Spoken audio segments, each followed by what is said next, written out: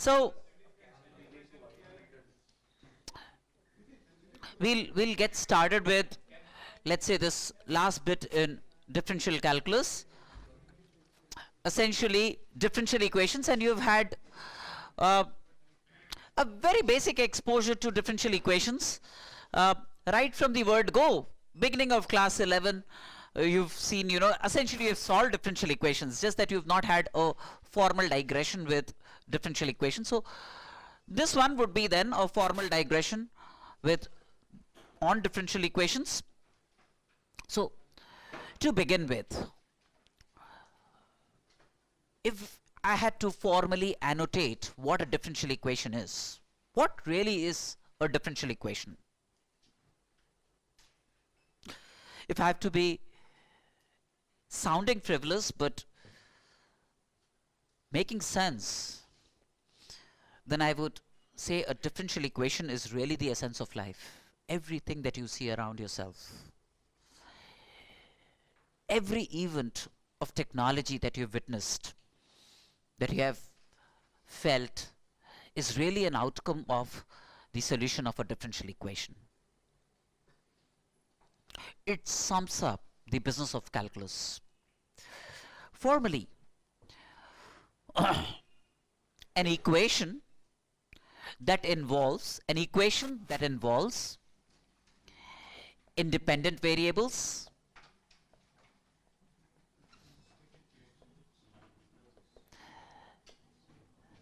dependent variables,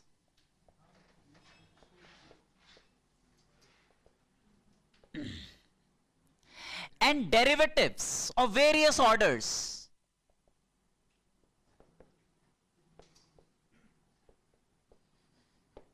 Orders with various exponents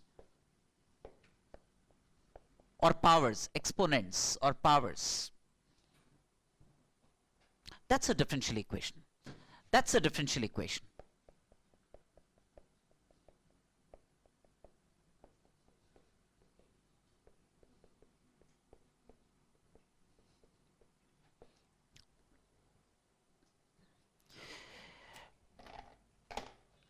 Two kinds of differential equations. In principle, two kinds of differential equation is what you're going to encounter. One, what is referred to as an ordinary differential equation. DE means differential equation. Ordinary differential equations. And ordinary differential equations would involve one independent variable.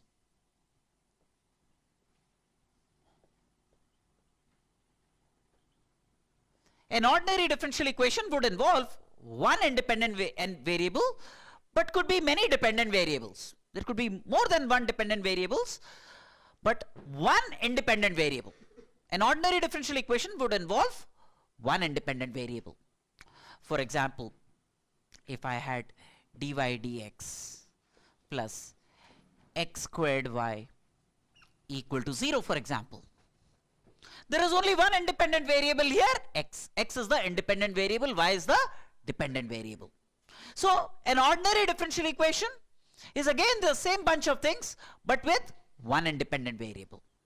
And all our discussions would revolve around ordinary differential equations,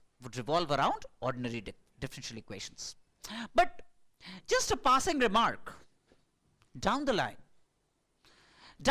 you're going to encounter what's called partial differential equations. PDEs is like partial differential equations.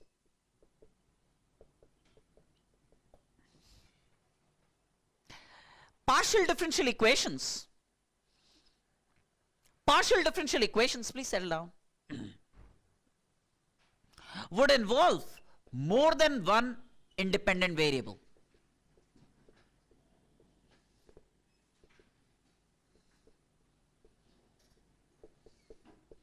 More than one independent variable is what a partial differential equation is all about.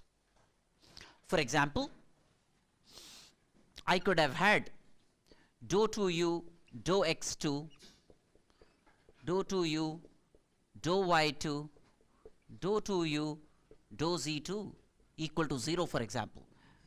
U is a dependent variable, x, y, z are independent variables, That's partial differential equation.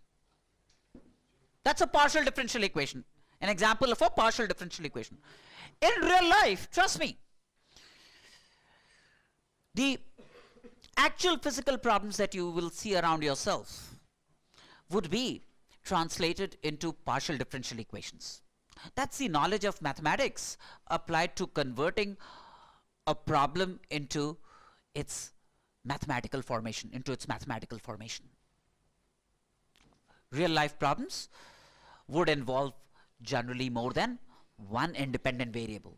So, although our journey will start with ordinary differential equations and a set of ordinary differential equations following a certain template, we learn how to solve those with mild variations here and there. That makes life very easy for us. Real life situations would actually involve PDEs, partial differential equations. A typical heat transfer problem could contain 100 different independent variables, with umpteen boundary conditions, and those partial differential equations are generally solved in a numerical manner. There are numerical techniques that are deployed to solve those PDEs, partial differential equation. Real life differential equations will not necessarily fall within the jurisdiction of a set of templates that you have learned on how to solve differential equations. But nevertheless, for the sake of an exam that you're going to appear for, it will suffice to take care of ordinary differential equations and to get brief familiarity with those templates, right? Now, in the context of differential equations, let me introduce some very basic terminology, some very basic jargon in the context of ordinary differential equations.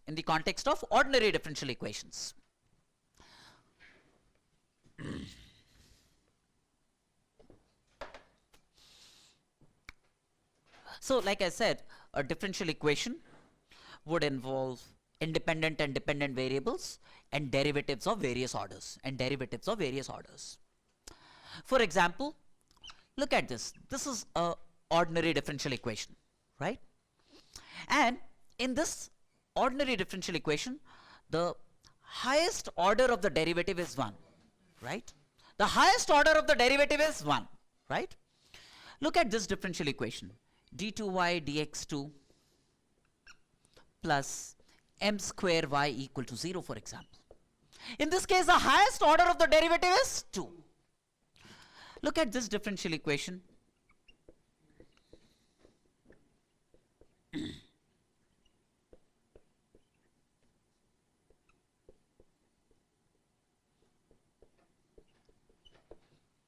The highest order of the derivative is 3. If I have this, then also the highest order of the derivative is 2. If I have this to the power half, then also the highest order of the derivative is 3, right?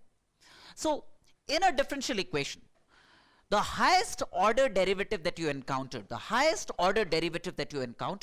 is referred to as the order of the differential equation. The highest order derivative that you encounter in a differential equation,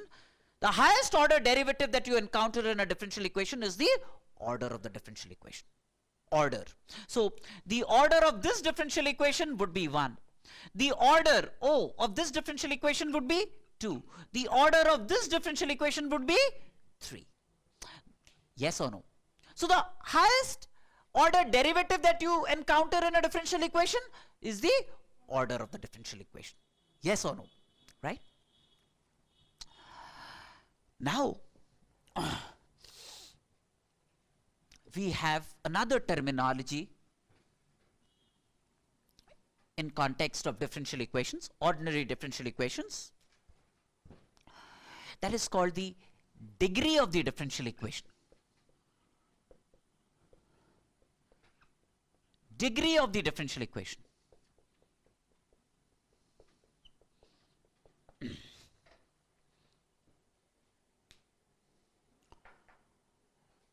The degree of the differential equation is the highest positive integral power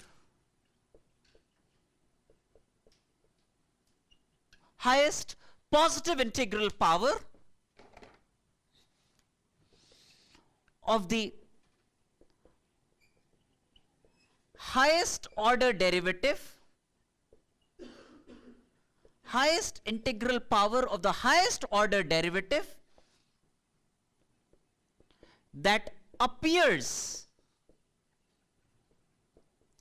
in a differential equation when it's expressed as a polynomial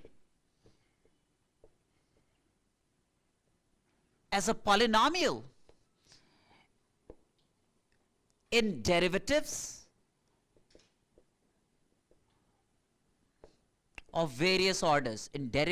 of various orders, Highest positive integral power of the highest order derivative, that appears in a differential equation when it's expressed as a polynomial in derivatives of various orders with finite terms. I'll explain this. Once you've made a note of this, I'll explain what I mean. Have you been able to make a note of it? Right. Now, so highest power of the highest order derivative when it's expressed as a polynomial in various derivatives. Now, see, in a polynomial, you will not find fractional powers, you will not find negative powers, you will find only positive integral powers of the derivatives. When I say polynomial, you know, a root dy dx. No, that will not be a polynomial in dy dx. I will have to get rid of the square root. I will have to get off the radicals, fractional radicals, right? Say, for example, if I had, say, d2y dx2 to power 1/3 plus x dy dx plus y to power 2 to power half equal to 0, suppose. Now, one thing, see, look at this differential equation. It's of order 2 because the highest order derivative is 2. It's of order 2. The order is 2, all right. The order of the highest order derivative is the order of the differential equation. In this case, the order is 2. Now, to find the degree, what is important is that you need to express this as a polynomial in various derivatives, and the powers of various derivatives, first order derivatives, second order derivatives, they should have positive integral powers. So first of all, how do I express this as a polynomial? I could have written this as d2y dx2 whole to power 1/3 equals minus of x dy dx plus y to power half. Yes or no? I will have to get rid of these fractional powers so that it emerges as a polynomial in various derivatives, right? So I raise it to power 6. When I raise it to power 6, I get d2y dx2 whole square. Right? When I raise it to power 6 is x dy dx plus y whole cube. This is what I get. Now I can cube this, and this is squared. Now it will be a polynomial in various derivatives. It's a polynomial in various derivatives, isn't it? And in this polynomial, focus on the highest order derivative. What's the highest order derivative? Second order derivative. And look at its power. It's 2. It's the highest power of the highest order derivative. The highest power of the highest order derivative is 2 here. And this 2 will be the degree of the differential equation. So in this case, the degree is 2, order is 2. Suppose I have a differential equation like this. d2y 4 times d2y dx2 whole cube plus 3 times d2y dx2 whole squared minus dy dx plus y equal to x, suppose. What's the order of the differential equation? No, 2. Order is 2. Highest order derivative is 2. The order of the differential equation is 2, not 3, 2. Highest order derivative. Now, the second order derivative has a cube power and a square power. Look at the highest power that you witness in this, 3. The highest power of the highest order derivative is 3 here. And therefore, the degree of this differential equation is going to be 3. Degree of this differential equation is going to be 3. Yes or no? Suppose I have a differential equation dy dx equal to root x plus y. What's the order of this differential equation? Order is 1. Highest order derivative is 1. So the order of this differential equation is 1. What's the degree of this differential equation? 1. Order is, degree is also 1. It's already a polynomial in dy dx. You don't find fractional powers or negative powers of the derivatives. You can have fractional powers of x and y, the independent and dependent variables. That's acceptable, because I'm saying it's a polynomial in terms of derivatives, not polynomials in terms of x and y. It has to be a polynomial in terms of the various derivatives. They should entail only positive integral powers. So in this case, don't square. The degree will be 1. The degree would be 1. So if I had, say, root x d2y dx2 cubed plus dy dx equal to 0, what's the order? Order is 2. Order is 2. What's the degree? 3. I don't have to bother about the square root of x coming here. It's already a polynomial in the derivatives. That's important. The derivatives should come with positive integral powers. That's the only thing. X and y and other things can come in fractional powers or negative powers. Right? So that's the important thing to understand here. Right? Now, so far so good, right? Makes sense to all of you.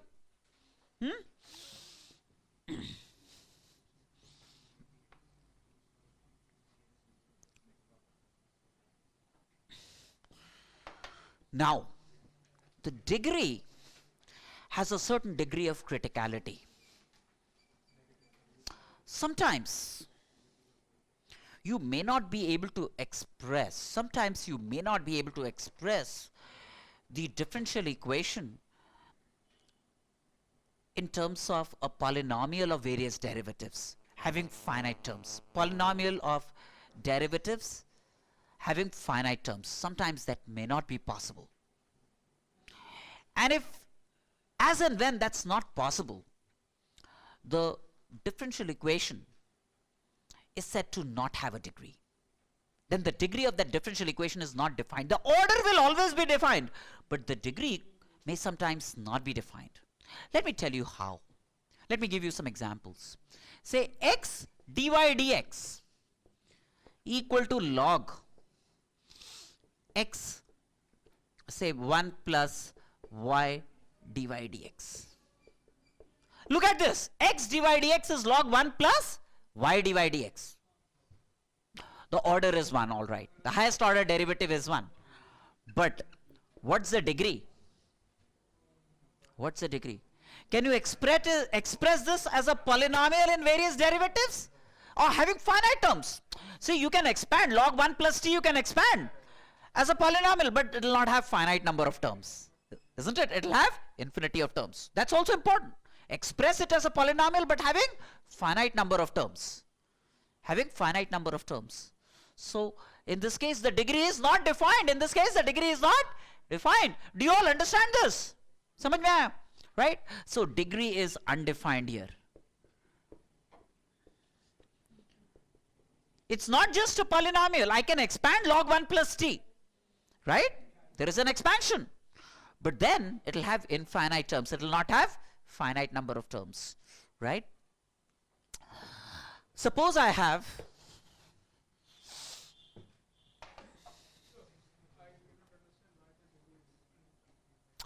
so what's the degree? I said express the differential equation as a polynomial in various derivatives. Express the differential equation as a polynomial in various derivatives having finite number of terms. And then look at the highest power of the highest order derivative. So now, can you write this as a polynomial in dy dx? Can you write this as a polynomial in dy dx having finite number of terms? If you cannot, that means its degree is undefined. Its degree is undefined, right? Suppose I have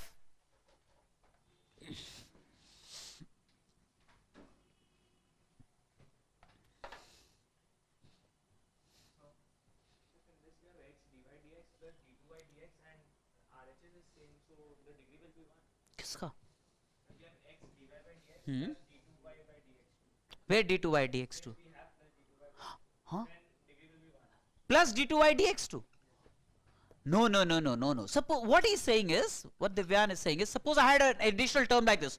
Is it still a polynomial in dy dx? No. Moment it involves a logarithm. Where is it a polynomial? You understand polynomials in derivatives. That means it should have powers of the derivatives. And that too finite numbers of them. No? Is it a polynomial in derivatives? It's not a polynomial in derivatives.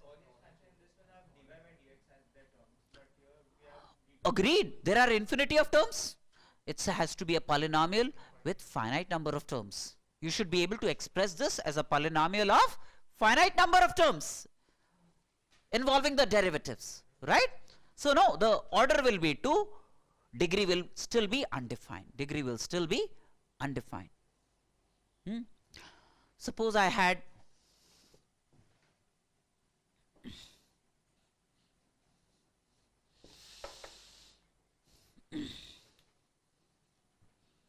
log 1 plus dy dx plus d2y dx2 whole squared equal to x, suppose. What's the order of this differential equation? Order is 2. Order is 2. What about the degree? No, no, you got me wrong.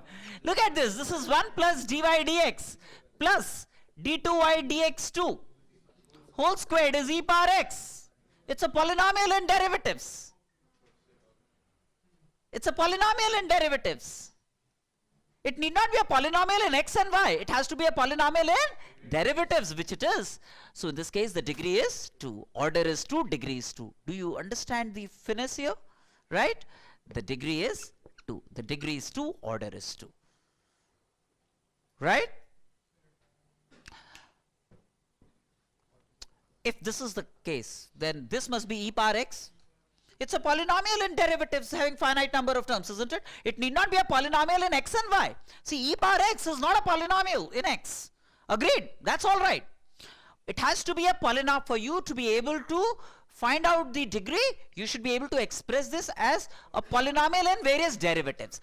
The powers, 1, finite number of terms of the polynomial. 2, it should involve positive integral powers of various order derivatives. That's important. Right? So in this case, the degree exists. The degree is 2 indeed. Right? Okay, suppose I had x equal to say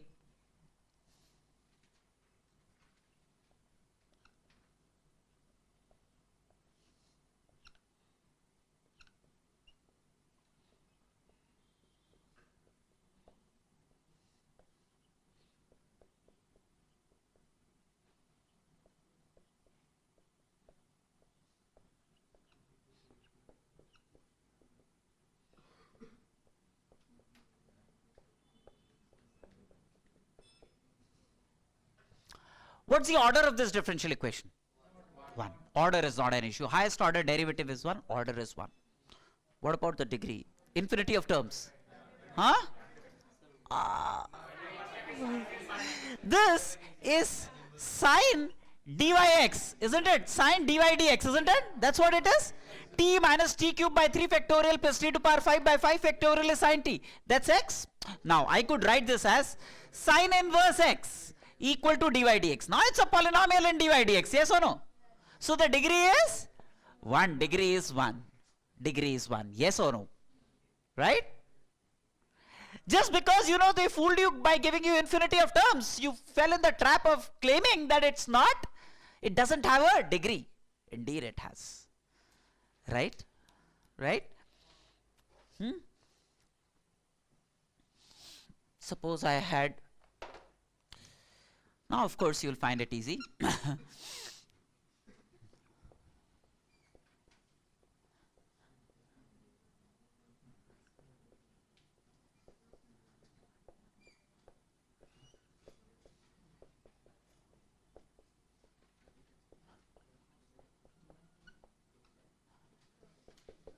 What's the order? Order is 1. What's the degree? See, x is, this is 1 plus t square by 2 factorial plus t cube by 3 factorial. That's e power t. So e power dy dx. E power dy dx, yes or no? Now take the log of both sides. So log x equal to dy dx. Log x is dy dx. Degree 1. It's a polynomial in dy dx. It need not be a polynomial in x and y, which it is not. It has to be a polynomial with finite number of terms eventually in various order derivatives. So in this case, very clearly order is 1, which was anyways evident from here. The degree is also 1. Degree is also 1.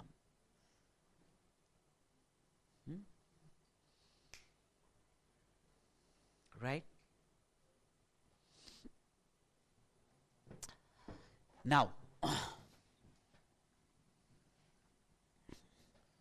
so you pretty much understand what it means by order and degree of a differential equation. Order and degree of a differential equation.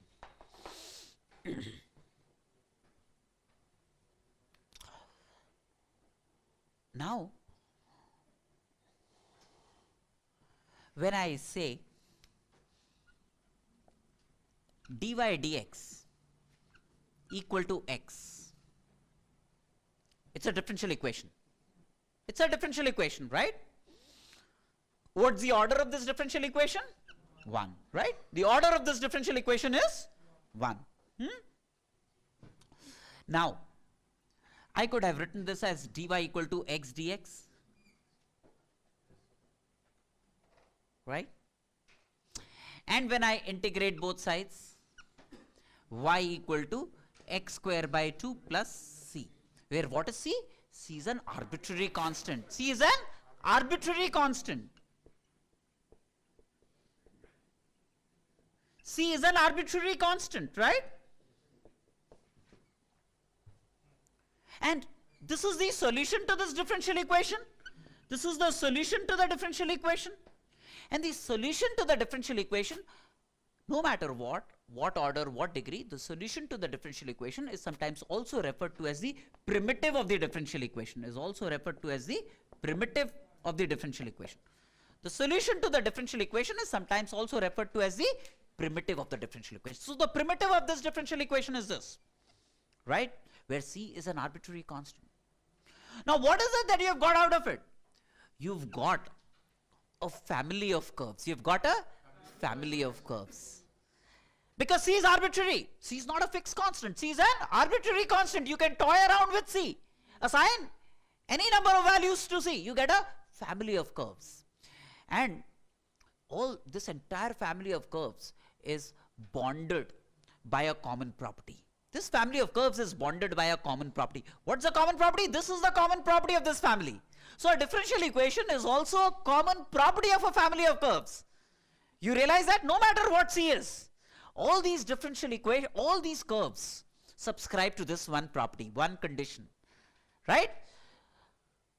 So a differential equation is also a common property of a family of curves. Is also a common property of a family of curves, right?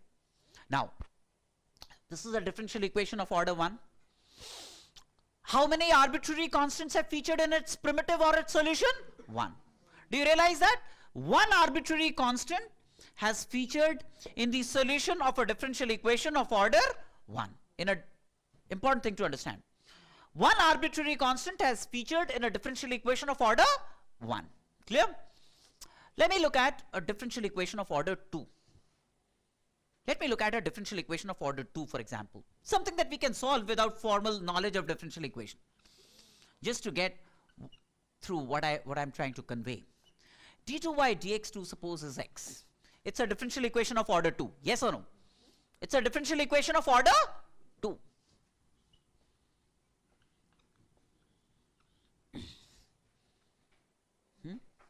This is like d dx of dy dx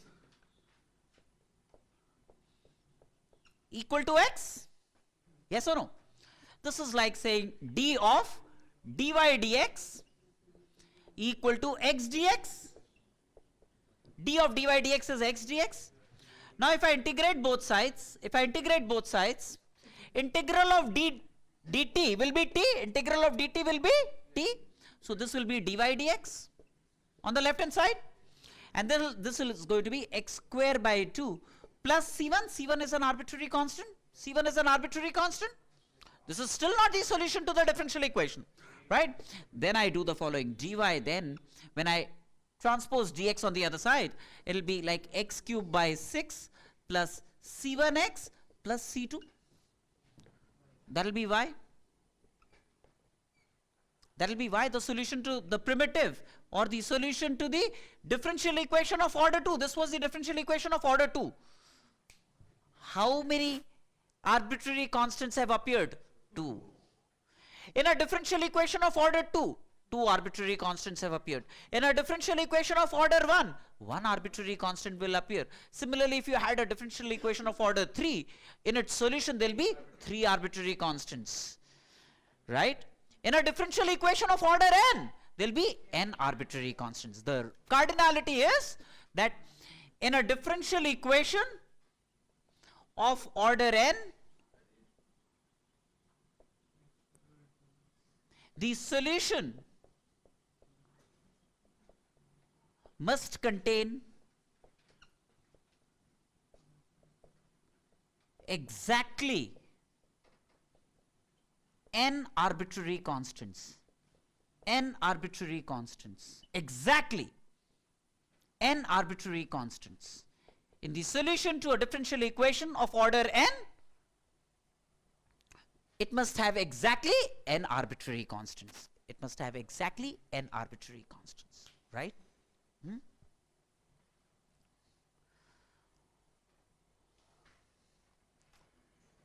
And in a solution that has n arbitrary constants, that's called the general solution to the differential equation. That's called the general solution. The solution, when I say solution, it means the general solution to the differential equation. It means the general solution to a differential equation involving n arbitrary constants must contain, in a differential equation of order n, in a differential equation of order n, its general solution must contain exactly n arbitrary constants. Must contain exactly n arbitrary constants. Now, so there is, for example, is this a general solution to this differential equation? Yes. This is a general solution to this differential equation, right?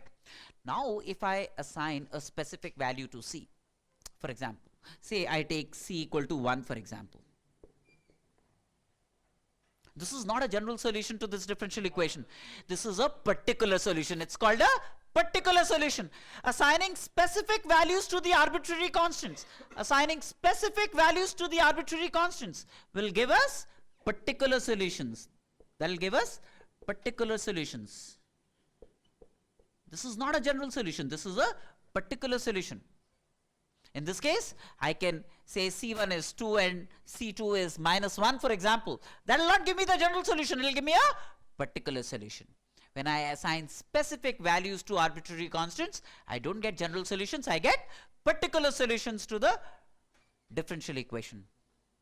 Clear? So you have a distinction between general solutions to a differential equation and particular solution to a differential equation. Right? At large, all particular solutions will come out of general solutions. All particular solutions have to emerge out of general solutions. However, this is beyond your scope at this point of time. In certain kinds of differential equations, a solution may emerge which does not belong to the general solution. And that's called a singular solution. That's called a singular solution. A singular solution is not a member of the general solution. It can happen in certain differential equations. We will not bother about it. Just know that that solution is called a singular solution. A singular solution is one that does not belong to the coterie of general solution. It cannot be obtained from assigning specific values to the arbitrary constants. Those solutions are called particular solutions, but don't bother about those. They are called singular solutions. A singular solution is one which does not belong to the general solution family. Just by assigning specific values to arbitrary constants, you will not be able to obtain the singular solution. That's the thing. Got me? So don't bother about, we will bother more about general solutions and particular solutions. We will not keep in our free of discussions singular solutions. We will not bother about singular solutions.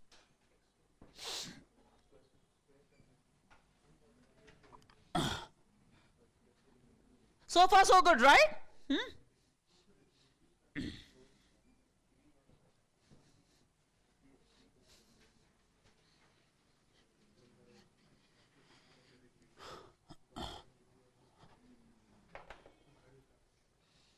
All good?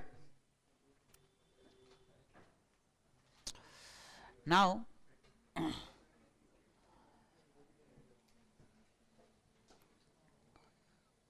there are times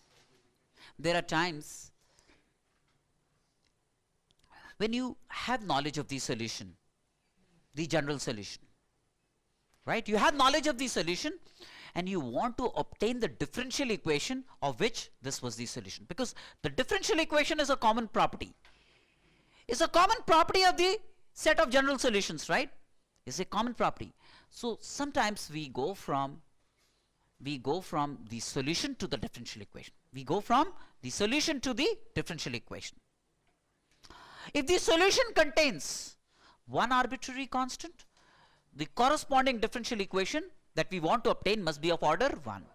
If the general solution contains two arbitrary constants, then the differential equation must be of order 2, and so on and so forth, right? If the general solution contains n arbitrary constant, it must have come out of an ordinary differential equation of order n. As simple as that, right? Say for example, someone says family of circles, family of concentric circles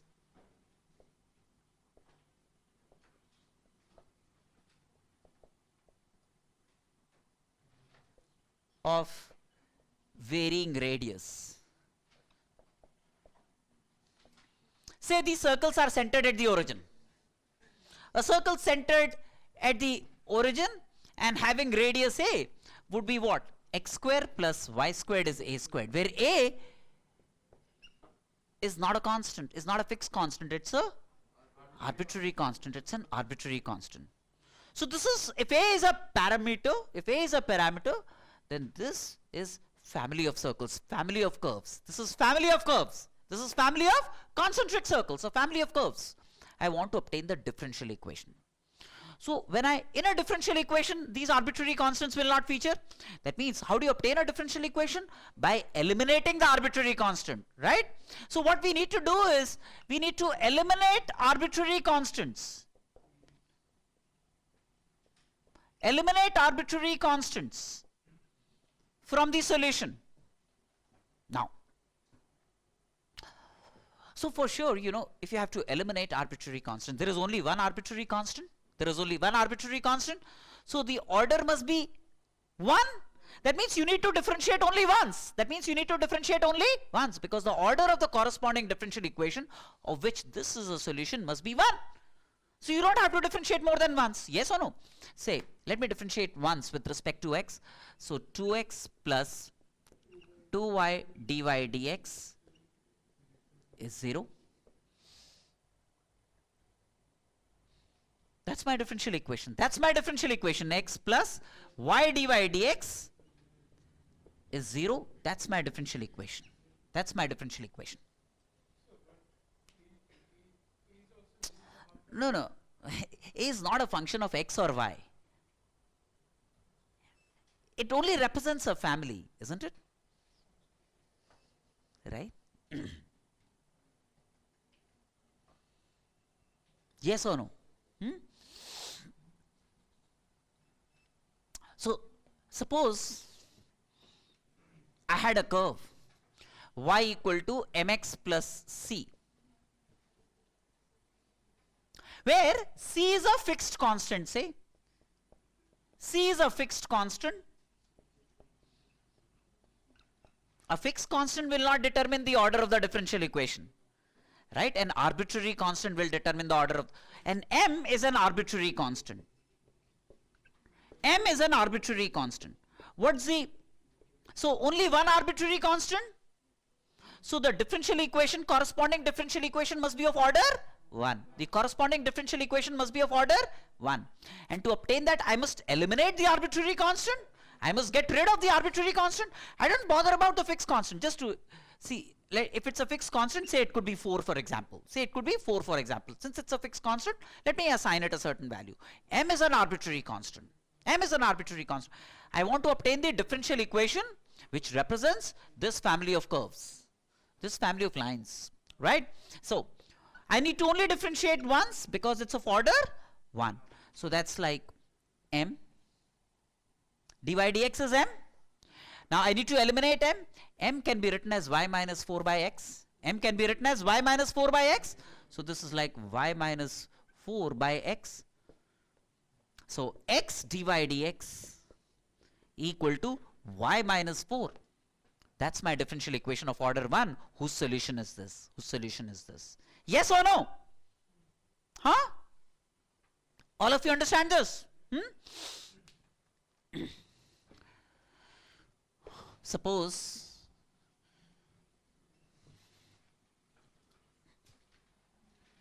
all good, right?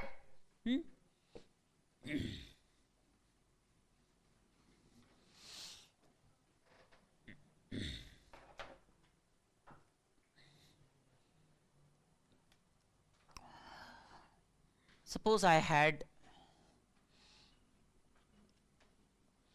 family of circles. Suppose I had family of circles of fixed radius r. Say fixed radius r. I am talking now of the same radius. That means what is varying? The center of the circle. That means the center of the circle is varying. If I am talking of a fixed radius, that means I am varying the center, right? So such circles would be of this kind: x minus h whole squared plus y minus k whole squared equal to r squared. Is r a fixed constant? Yes, r is a fixed constant. So r is not my parameter. R is not an arbitrary constant. What are my arbitrary constants here? H and k are my arbitrary constants, right? So how many arbitrary constants? 2 arbitrary constants. 2 arbitrary constants, h and k, which means the order of the corresponding differential equation that represents this family of curves must be 2. Must be 2. Yes or no? इसका मतलब I will have to differentiate it twice. And then eliminate what? h and k. I don't have to eliminate the fixed constant. I will have to eliminate the arbitrary constant. H and k would have, they don't feature in the differential equation, right? Arbitrary constants feature only in the solution. They will not appear in the differential equation, the mother differential equation, right? Okay. One thing at a time. Let me differentiate with respect to x first, right? What's my objective? To create order 2, eliminate h and k, right? Twice x minus h plus twice y minus k dy dx equal to 0. Yes or no? Right? So this goes away. I can't eliminate from here. Let me differentiate one more time. I can't use these two to eliminate h and k. It's impossible, right? See how I eliminate. I'll be compelled to differentiate one more time. Otherwise, I will not be able to obtain an eliminant, right? Let me differentiate one more time. So let me call this equation 1. Let me call this equation 2. Let me differentiate a second time. 1 plus derivative of this into this plus derivative of this into this. Product rule of differentiation. So, right, dy dx whole squared plus y minus k d2y dx2. Yes or no? Applying the product rule of differentiation equal to 0. Right? Now this gives me direct access to y minus k. Y minus k is minus of 1 plus dy dx whole squared divided by d2y dx2. Yes or no? Divided by d2y dx2. Y minus k I know, right? And I can plug in y minus k here and obtain x minus h. I plug in the value of y minus k that I have obtained from equation 4. I can plug into equation 2 and obtain x minus h. X minus h, as you can see, is minus of y minus k into dy dx into dy dx. That means that makes it 1 plus dy dx whole squared divided by d2y dx2 into dy dx. Yes or no? That's equation 5. So I know y minus k, I know x minus h. Are we ready to perform the last rites on this? Yes, I can plug in the value of y minus k, I can plug in the value of x minus h in the mother equation and obtain the eliminant, obtain the corresponding differential equation, right? So let me do that. X minus h whole squared plus y minus k whole squared. So this square, this square, this square I can take common. So this is like 1 plus dy dx whole squared square of this divided by d2y dx2 whole squared into 1 plus dy dx whole squared equal to r squared. Yes or no? I plug in x minus h and y minus k from equations 4 and 5 into equation 1 and this is what I get. Yes or no? Clear kya? I took this common. I took this common. R is a constant. For all these curves, R is a constant. These are circles of the same radius. Now,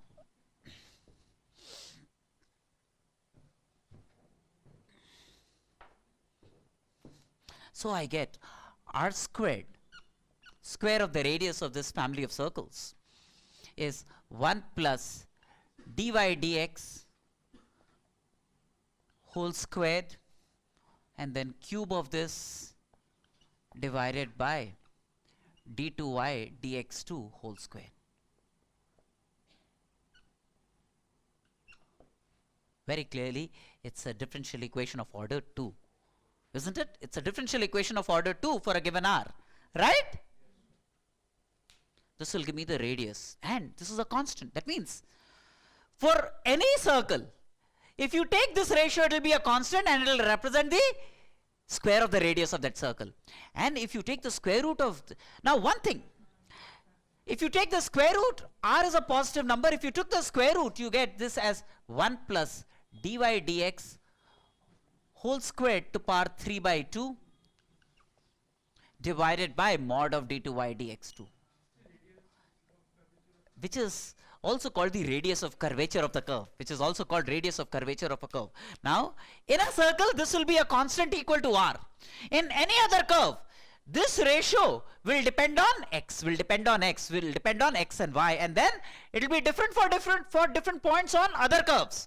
But for a circle, for any xy on a circle, this ratio will be a constant. But for some other curve, if it's a parabola, then this ratio will be different for different xy's on the parabola, for example. For an ellipse, this will be different for different xy's on the ellipse. However, at every point when you compute this ratio, it's called the radius of curvature of the curve at that point. It's called the radius of curvature of the curve at that point. It's a constant for all points on a circle. But for other curves, it varies for different points. Right?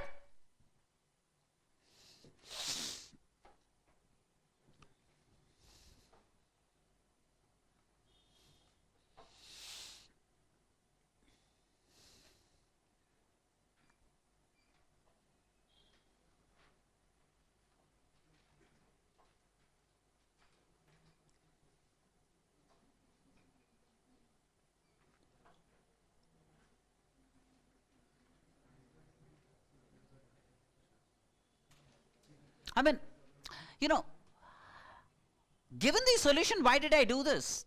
It's like, you know, if you had to conceptually imagine this, it's like you have a set of files and you want to zip them together. It's like a zipped file. When unfolded, it'll give you this, right? So it's like a zip. For that entire family, it's like a zip. That's how. Please have a seat. We'll talk later. No, that's fine. No, that's all right. I don't need an explanation, dear. Please sit down. So far, so good, right? Sit down. Please have a seat. Please have a seat.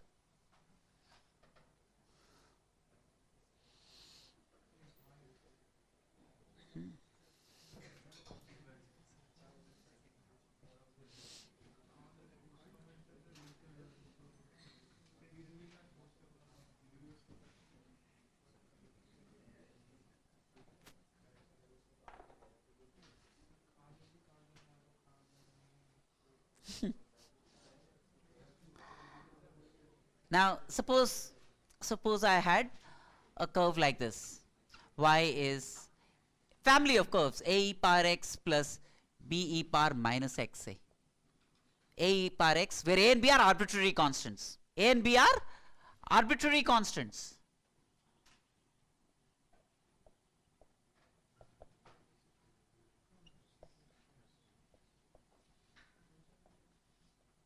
And I want to obtain the common property of all these curves. What's the common property of all these curves? The corresponding differential equation. How many arbitrary constants? 2. What must be the order of the corresponding differential equation? 2. That means you will obviously have to differentiate twice. You will have to differentiate twice. You want to get rid of a and b. You want to get rid of a and b, isn't it? Sit down. You'll get it. Differentiate dy dx is a e power x minus b e power minus x. Right? Will not help. I'll have to differentiate a second time because I can't just use these two to see. Theoretically, how will a and b get eliminated if you add? See, you can solve for a and b in terms of everything else, but where do you plug in those values of a and b to eliminate a and b, isn't it? Right? Obtain a and b by solving the simultaneous equations. Obtain a and b, your choice. Where do you dispose them? Right? Right? It'll not do the job. d2y dx2 a e power x plus b e power minus x. Now of course, you know, you can solve for a and b from these two equations and plug into this and you will be able to eliminate, isn't it? Solve from any two and plug into the third It'll eliminate a and b, and you'll get a differential equation of order 2, because the highest order derivative would be 2. But if you've learnt your determinants right, you'll realize that there is an easier way to eliminate. Without solving for a and b, there is an easier way to eliminate. What you do is, see, this plus minus dy dx equal to 0 plus minus d2y dx2 equal to 0 and minus y equal plus minus y equal to 0. Now the eliminant, the determinant that eliminates a and b is the following: e power x, e power minus x minus y, e power x minus e power minus x minus dy dx, e power x plus e power minus x and minus d2y dx2 equal to 0. A and b will get eliminated. This determinant will eliminate a and b. Think about it. And of course, you know, e power x, you can take e power x common from the first row. This will become 1, 1, 1. You can take e power minus x common from the second column. First column e power x common. You can take e power minus x common from the second column. E power x into e power minus x would be 1. And you'll have 1, 1, 1 here. You'll have 1 minus 1, 1 here. And this minus also you can take common. And expand the determinant. Expand the determinant. You'll get the eliminant. Yes or no? Got me? In fact, even e power x will not appear in the determinant. You see that? That will eliminate. However, I can make life really horrendous for you. I can have 20 arbitrary constants involving exponentials and stuff, but I'll give you a smarter way to even look at this. I'll give you, once we've matured a little more, I'll give you a one-liner eliminant for this differential for this solution. Just one-liner is what I'm going to give to you. But wait, it might happen today itself. But as of now, brute force, this works. Brute force, this works. Not a problem.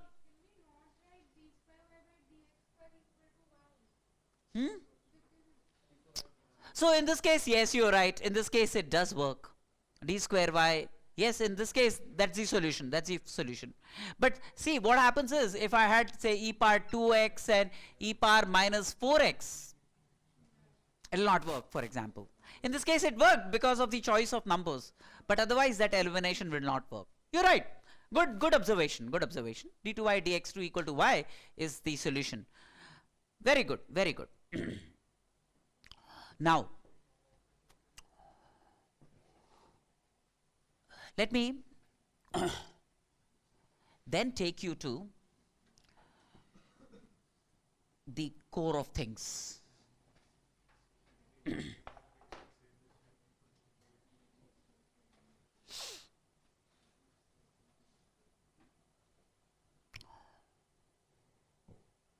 So, to begin with, we will look at differential equations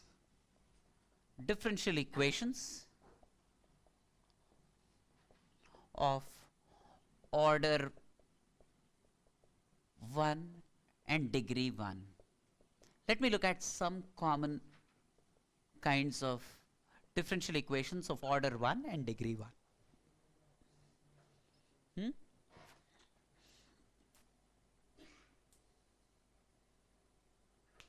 Let me look at some of these, which means, you know,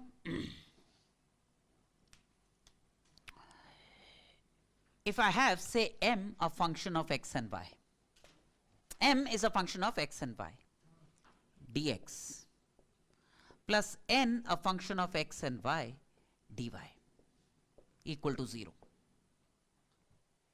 Look at this differential equation. M a function of x and y into dx plus n a function of x and y into dy equal to 0. This is a differential equation. Do you realize eventually it could have been written as dy dx equal to minus m a function of x and y divided by n a function of x and y? Very clearly it's a differential equation of order 1 and degree 1. Do you see that?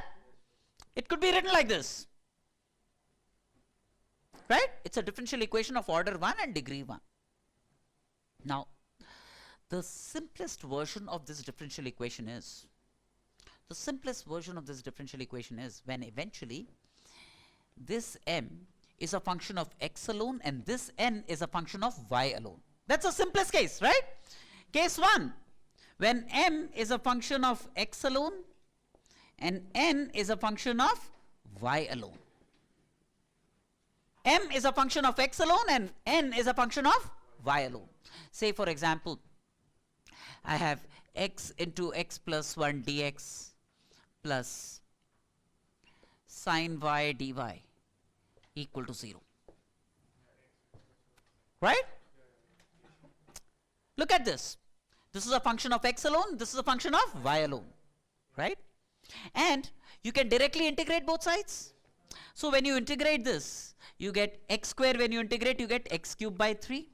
X when you integrate, you get x square by 2. Sin y when you integrate with respect to y, you get minus cos y equal to a arbitrary constant.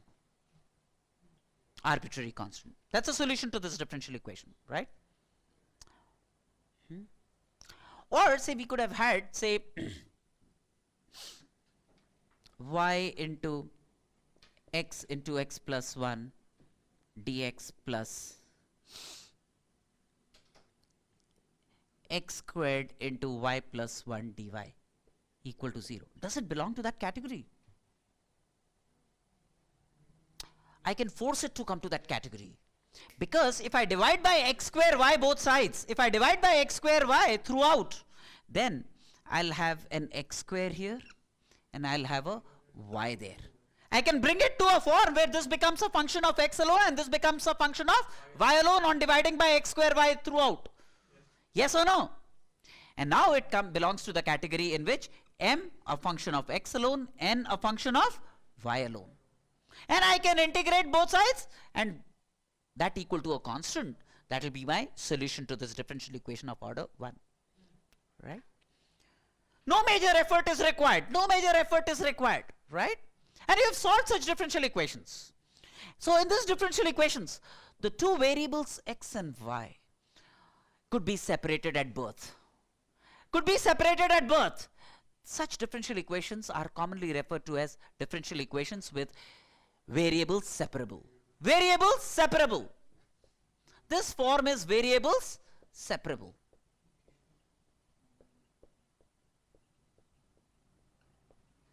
Variables separable. That's the formation of such differential equations. This one, all of them.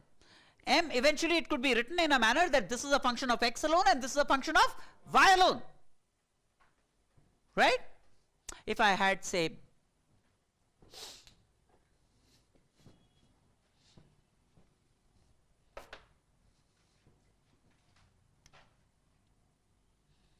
dy dx equal to say log x by y squared. Variable separable, because I could eventually write this as y squared dy equal to log x dx. Integrate both sides and incorporate an arbitrary constants. Incorporate an arbitrary constant, right? These are differential equations with variable separable. Variable separable, right? Sometimes it might look a little cryptic. You might have to do a little bit of manipulation to separate the variables. Can I wipe this off?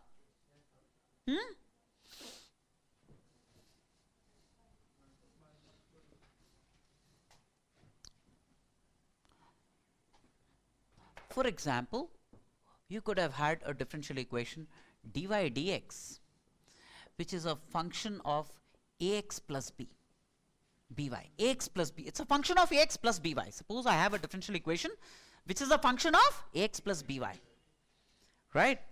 I mean, dy dx could be sine ax plus by, for example, right? What we do is, then we entertain the invasion of a third variable, call it z. we allow a third variable to come in. We call that variable z, which is ax plus by. We call that variable z, which is ax plus by. And then I differentiate with respect to x, for example, dz dx is a plus b dy dx. Yes or no? And this dy dx can be written as dz dx minus a divided by b. This dy dx obtained sourced from here is dz dx minus a divided by b. So this dy dx is dz dx minus a divided by b. That's dy dx.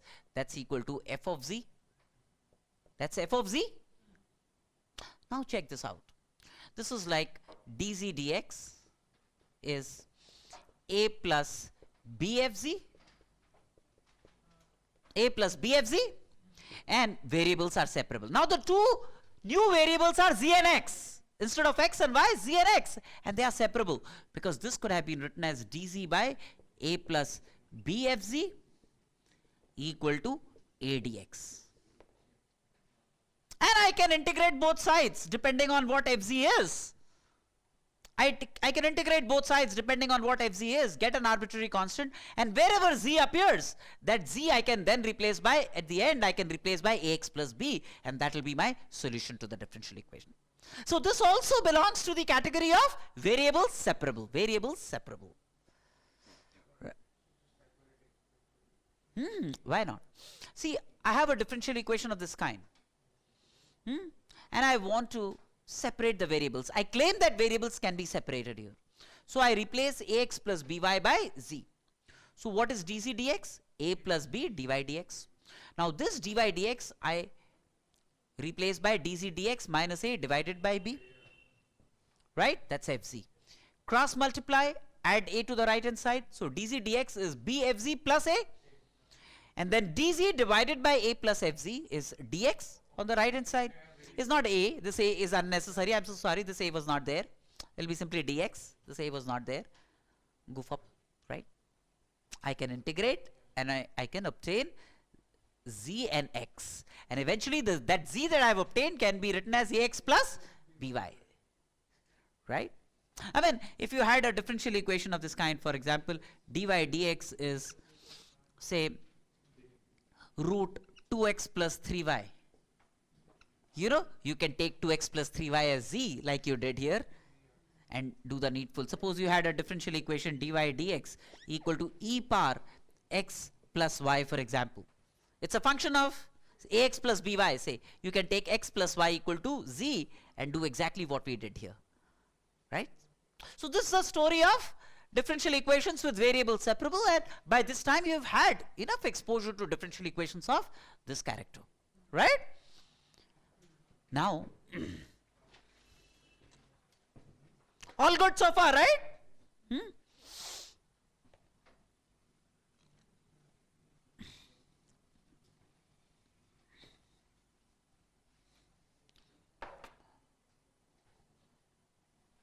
Now suppose another differential equation dy dx is ratio of two linear expressions in x and y. Ratio of two linear expressions in x and y. Say ax plus by plus c divided by say a prime x plus b prime y plus c prime.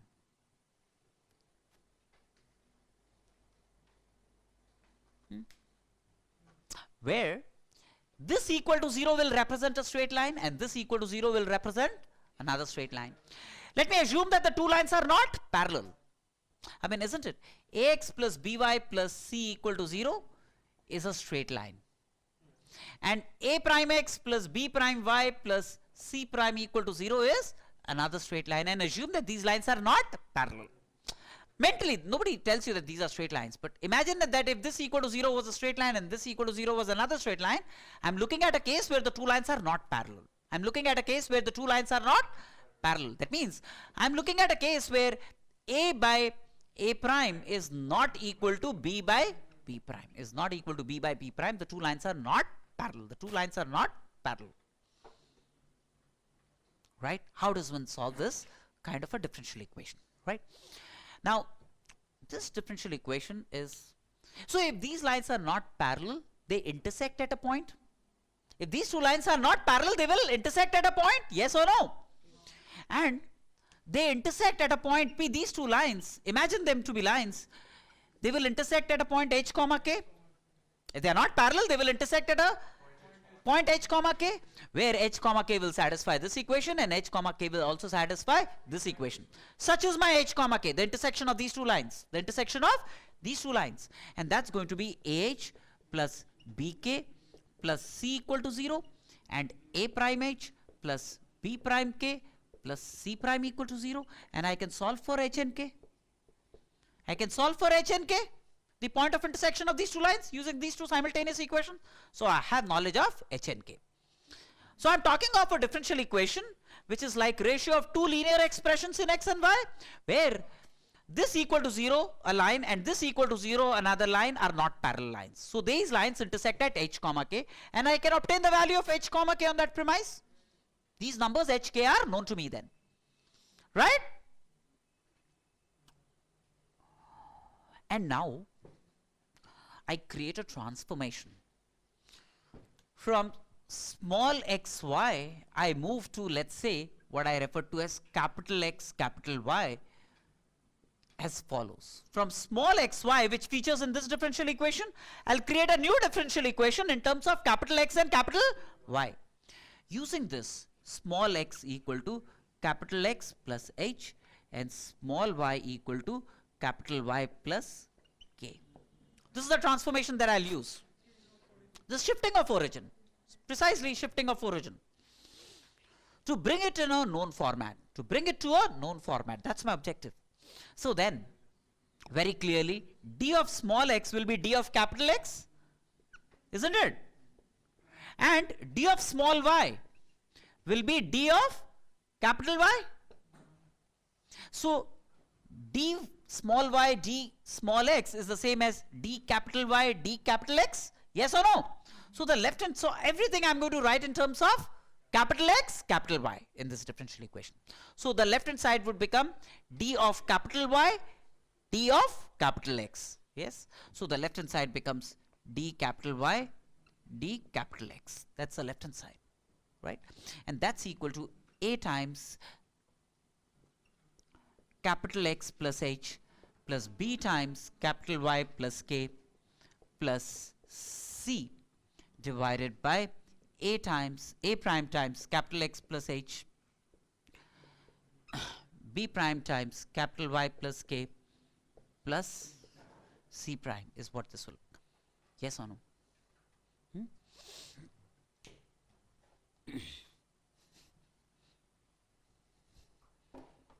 Now, notice this. This will be a capital X plus b capital Y, right? And AH plus BK plus C is anyway 0. Such is H and K. See, AH plus BK plus C anyways is 0. Such was my choice of HK, right?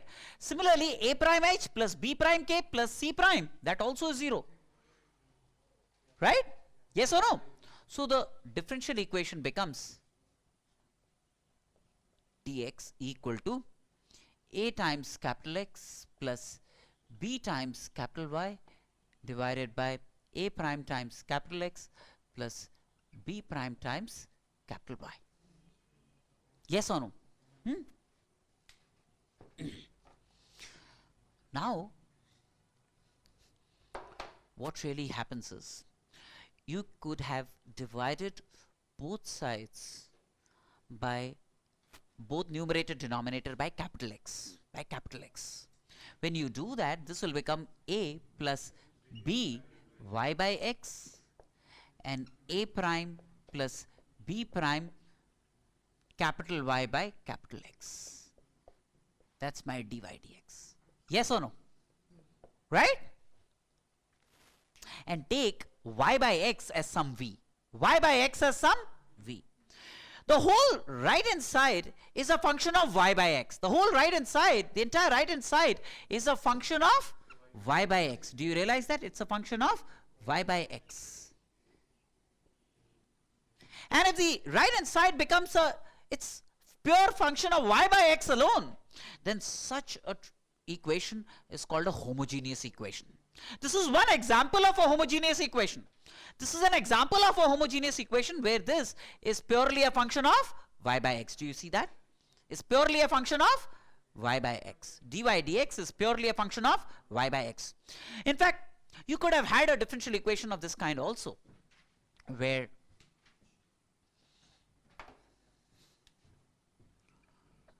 dy dx equal to some other form gives me b into y by x whole squared by a prime plus b prime y by x whole squared. This was also a function of y by x, right? If the right hand side turns out to be a function of y by x, be it this or that or some other function, it could have been sine y by x, for example. This could also have been sine y by x in a certain case, right? Then such differential equations are called such forms are called homogeneous forms. This is an example of a homogeneous form. This is an example of a homogeneous form.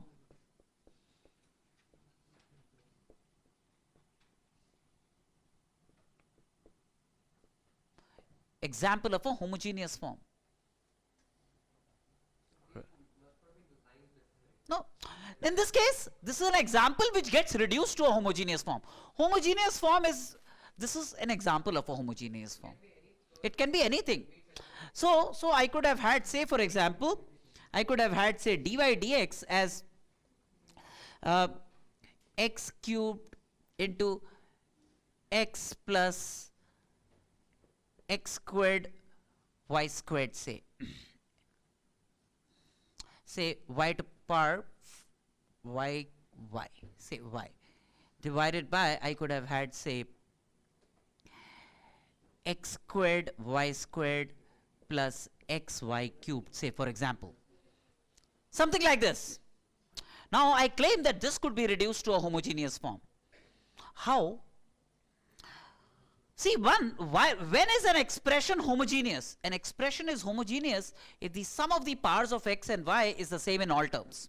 See, x power 4, in this the sum of the powers of x and y is 4.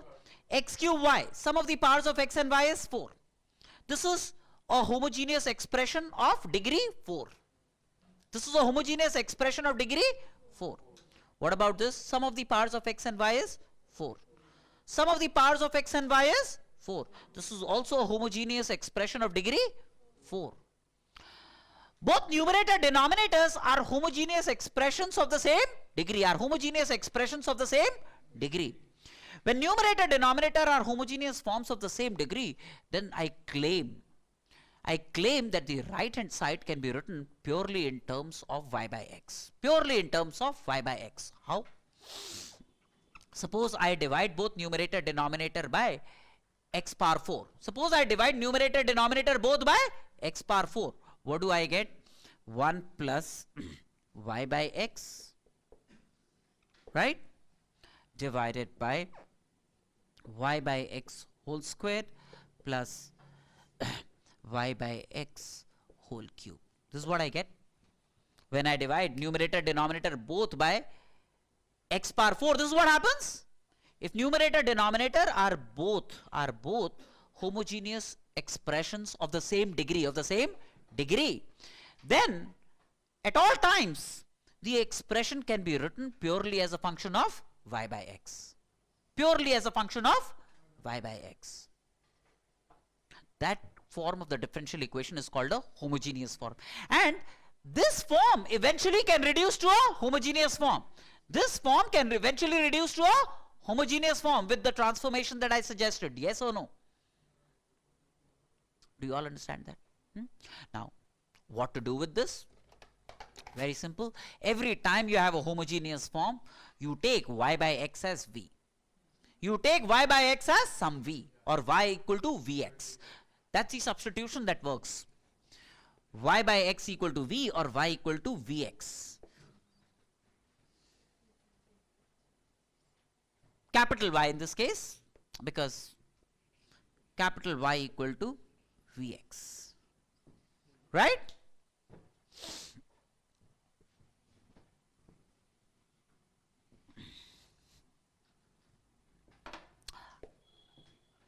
So let me bring about v instead of y in the entire equation. Dy dx, if capital Y is vx, what is dy dx? X dv dx plus v, right? So I can replace this dy dx by x dv dx plus v in this equation, right?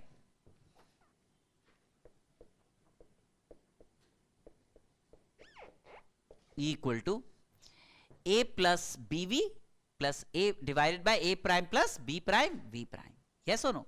A, so that's like a plus bv divided by a prime plus b prime v. Yes or no? नहीं समझे? Confusion? I'm looking at this equation. Y by x v, so this will become a plus bv divided by a prime plus b prime v, right? This, and this dy dx, using this substitution I can write as x dv dx plus v, x dv dx plus v, right? Right? Now the variables are rendered separable because this v I will transpose on the right hand side. X dv dx equal to a plus bv divided by a prime plus b prime v minus v. Yes or no? And then I put this below v, dv divided by this expression, right? A plus bv divided by a prime plus b prime v minus v equal to dx by x, equal to dx by x. Yes or no?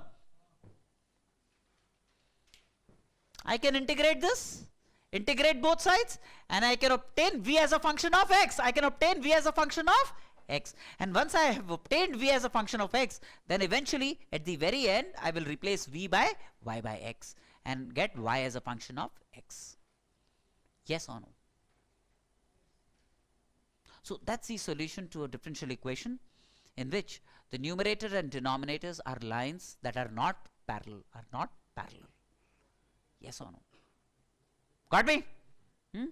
What we have also learnt in the process is another form, which is the homogeneous form, right? Where dy dx can be written purely in terms of y by x, right? So far so good. Okay, what if the lines were parallel? So another case, he's saying, what if these lines were parallel? Then life would be really easy. Suppose the two lines were parallel.